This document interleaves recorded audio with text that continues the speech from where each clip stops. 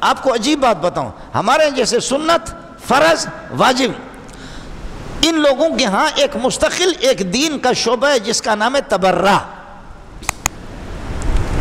آپ نے سنا نہیں ہوگا، ان کے ہاں مستقل ایک شعبہ ہے. جیسے فرض کا درجہ ہمارے ہاں واجب کا درجہ ہے، سنت کا درجہ ہے، تو ان کے ہاں تبرع واجب اور فرض کا درجہ ہے کہ اپنے مذہب کو چھوڑو نہیں، دوسروں کو خوب گالیاں دے دو، تبرع کرو. ابو بکر، عمر، عثمان، صحابہ پر گالیاں، ان پر لعنت بھیجو، یہ تبرع ہے.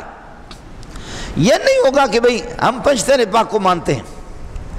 یہ نہیں ہوگا کہ حسن حسین، ہمارے لوگ بھی بدبخت قسم کے لوگ ہیں، سنی لوگ بھی اللہ کو کہتے ہیں کہ یہ لوگ جی آل رسول کے احترام کرنے والے، فاطمہ، حسن، حسین کے. یہ خدا کی قسم کیا احترام ہے؟ احترام تو میں کرتا ہوں، احترام تو دیوبندی کرتے ہیں، بریلوی کرتے ہیں، جماعت اسلامی والے کہتے ہیں، اہل حدیث، شافعی، مالکی، حنبلی، حنفی، لاکھوں نہیں کروڑوں ہمارے حافظ ہیں. یہ منحوس 6 کروڑ کے اللہ کو بھلا کر مجلس آ کر کے مجلس لگاتے، 6 کروڑ ایک تقریر کے لیتا ہے اور 2 آیتیں بھی نہیں پڑھ سکتا. یہ حسینی ہے؟ حسینی تو ہم ہیں، حسینی تو ہم ہیں کہ آپ اس قرآن کو ہاتھ میں لے لو 600-700 صفحات کے، اور اس غریب کے بیٹے سے پتہ کرو، اس کو کہ فلان جگہ سے پڑھو، فر آپ کو سناؤں گا. حسینی تو ہم ہیں، فاطمہ کے جوتیوں کے خاک تو ہم ہیں، حسن کے تو خادم ہم ہیں، ان کے علوم ہمارے پاس ہے. اس سے کائنات کے اندر کوئی زیادہ قیمتی سرمایہ نہیں ہے. وَإِخْرَاجُ أَهْلِهِ مِنْهُ أَكْبَرُ عِنْدَ اللَّهِ وَالْفِتْنَةُ أَكْبَرُ مِنَ الْقَتْلِ. تمہاری جو بدماشیاں ہیں، پھر ہر جگہ سبیل ہے، ہر جگہ فلانا فلانا. ادھر تم کیا کرتے؟